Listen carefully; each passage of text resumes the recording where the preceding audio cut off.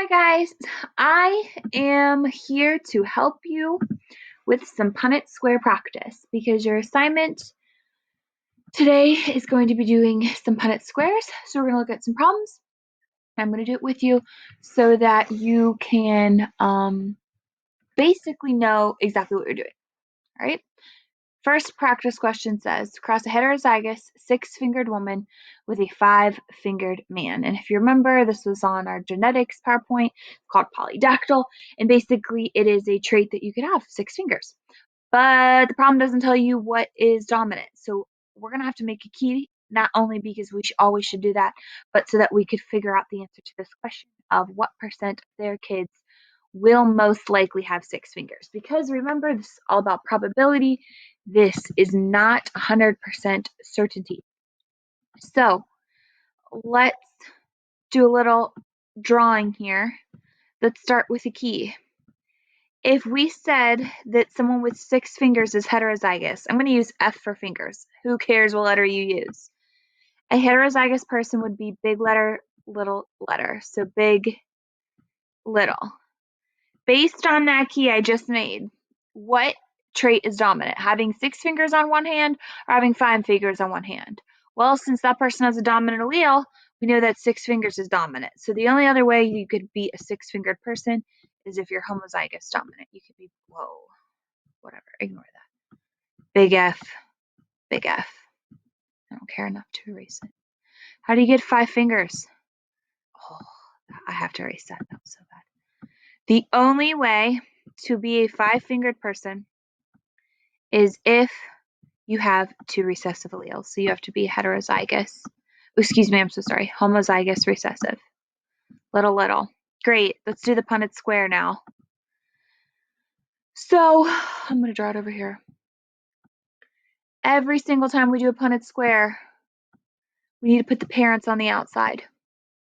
According to the problem, it says a heterozygous six-fingered woman with a five-fingered man. So if we just made a key, we know that a heterozygous person with six fingers would be big F, little f. So I'm going to put the woman here. Who cares if you put the lady on the top of the Punnett Square or the side? Doesn't matter, none. And then what about the five-fingered man that she married? Well, according to my key, the only way to get five fingers is be little. Do you notice I'm using the same letters? Don't use different letters. We're using the exact same letters. One is big, one is little because one is dominant, one's recessive. So now we're going to do capital lowercase because I looked on the top and on the side. This would be little. This would be capital lowercase. Remember, we always put the big letter first, just like in a name. You don't want to put the little one first. That just looks wrong. Little. Done. So I finished the Punnett Square. But the last part of this is always to figure out the probabilities. You've got to figure out the ratios, the percentages, the frequencies. How likely is it that any of these kids are going to have six fingers or five fingers? How likely is it that they would be heterozygous or homozygous recessive or homozygous dominant? If I look at this Punnett Square, two boxes are big F, little f. This one here and this one here. Each box represents 25%, remember, because there's four boxes, 25, 50, 75, 100. 2 out of 4. What is that? That's 50%. If you would rather say 1/2, fine, do it. I don't care. But I'm telling you, you should be able to do percents or fractions or ratios, whatever they ask of you. So 50% of the kids will be big, little. That means 50%. Oh, that was supposed to be a 5. Lovely. 50% will be little. Okay, and that's this one and this one. Great, but I didn't actually answer the question. The question says, what is the likelihood that they have a kid with six fingers? Well, according to my key, a kid that is big F, little f would be a six-fingered kid. The little f would be a five-fingered kid. So what is the likelihood they have a child with six fingers? This would answer my phenotypic ratio question. 50% of their kids are going to be six-fingered on one hand. Okay. Great. Done. We answered the question. We did the Punnett Square. That's all we're looking for here. All right, our next Punnett Square practice problem is asking you about people who are dwarfs, achondroplasia. So this question is asking you, if two heterozygous individuals have a baby, what is the likelihood that they would have an average sized child? So once again, we're looking at a problem that isn't explicitly telling us that a certain trait is dominant or recessive. So two heterozygous people with dwarfism want to have a baby. Can they have an average sized child? Well, how do we know what's dominant, Mrs. Call? There's no way to know. Well, we're going to have to make a key because that is the smartest thing to do in this situation always. So once again, let's make a key. To be a dwarf, DW. Let's use D for dwarf, whatever. Okay, so somebody who's a dwarf would be heterozygous according to the problem. I told you that two heterozygous people are dwarves. So use big and little. Great. If a big letter is dominant, that means dwarfism is dominant, because if you're heterozygous, you're going to show the dominant trait. So that means that the only other way to get a person with achondroplasia, aka dwarfism, would be two capital letters. And the only way to get an average sized person would be to have the recessive alleles. Little, little. Done. We made our key. Now the problem says, please cross two heterozygous individuals. So here's my, Punnett Square. And I'm going to put two heterozygous individuals on the outside. Heterozygous means different, so I'm going to use big and little, and big and little. And now I just fill in the Punnett Square. So look at the top, look at the side.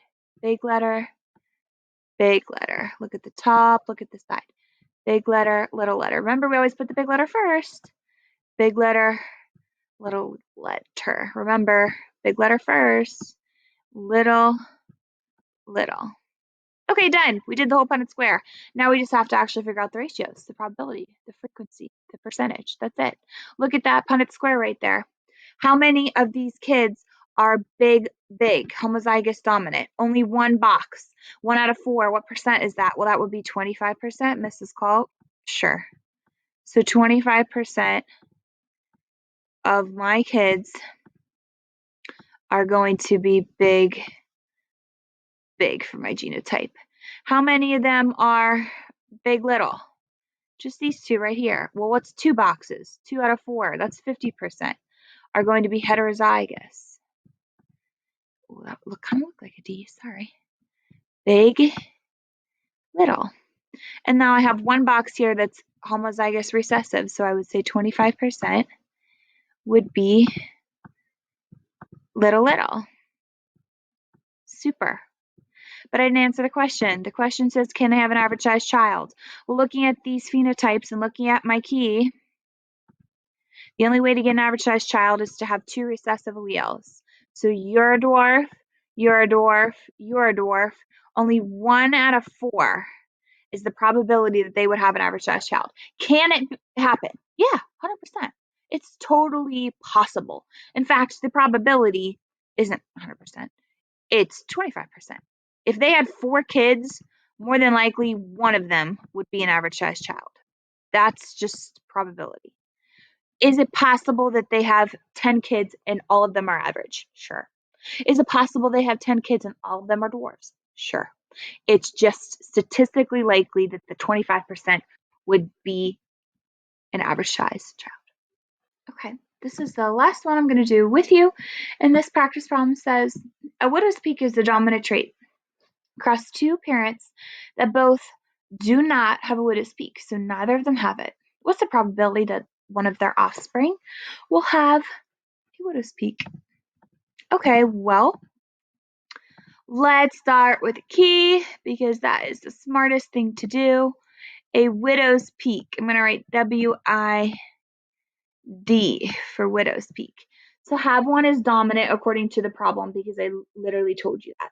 So if it's dominant, that means that one way you could have a widow's peak is to be capital W, capital W. The other way that you could have a widow's peak is be capital W, little w. My recommendation is to always exaggerate the differences between your letters. The more drastic the big and little are from each other, the more likely it is you're not going to mix them up and accidentally think it's a big W when you actually meant a little w. So the only way to not have a widow's peak is if you had two recessive alleles. Little w, little w. See how much littler that was? Come on now. So I said we must cross two parents. Both of them do not have a widow's peak. How do you not get a widow's peak? Well, the only way to do that is, according to my key, to be a little w, little w. So that's one parent without one. Here's the other one. Guess what? Who cares where the guy is and where the girl is? I don't like that W. That was too big. I'm going to erase that. Little W. Okay. So top. It's really hard to write with this. Side. Top. Side. Top and side. Oh, guess what? All four of these are little w, little w. What does that mean? It means for our genotype ratios, we can write 100% of the offspring. They could have 20 kids, guys, and every one of them is going to be little w, little w. What does that mean for the phenotypes? Could any of their children have a widow's peak? Because the question says, what's the probability that their kid would have one? Never, ever, ever gonna happen.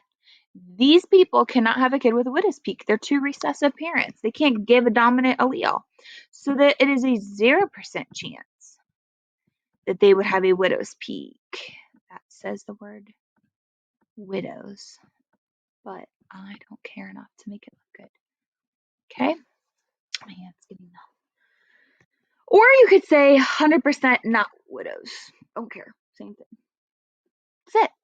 There is the answer to our question.